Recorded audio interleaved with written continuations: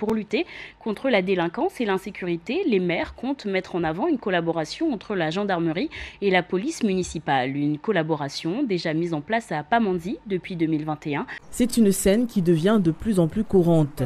Policiers municipaux et gendarmes travaillant côte à côte. Leur mission, garantir la sécurité et prévenir les incivilités. L'objectif final, c'est vraiment ça, c'est rassurer la population, rendre les rues de Petite Terre plus sûres. C'est un travail complémentaire, donc on conjugue les forces police municipale et gendarmerie pour le bien des administrés. Ces opérations régulières rassurent les commerçants. Quand ils passent, on est en sécurité. Normalement, ce genre d'opérations, ça doit être fait régulièrement parce que là, on est dans un magasin, on accueille les clients. Normalement, et les clients doivent se sentir en sécurité déjà quand ils vont venir au magasin. Si les commerçants se sentent en sécurité, pour les habitants de la Petite Terre, les avis sont plus mitigés. Vraiment, moi je me sens bien en sécurité en Petite Terre.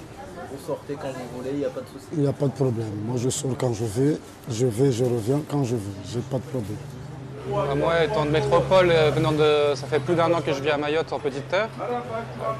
Personnellement, j'ai jamais eu de soucis d'insécurité.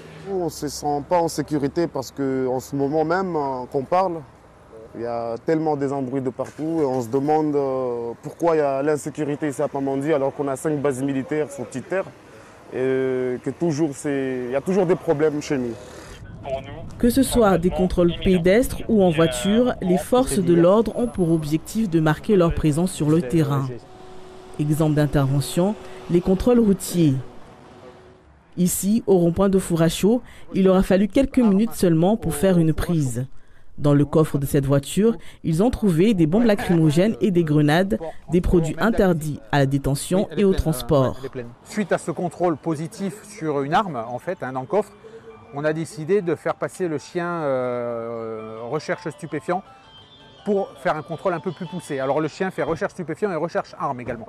Pour les forces de l'ordre, ces opérations sont essentielles pour répondre aux enjeux de sécurité locaux.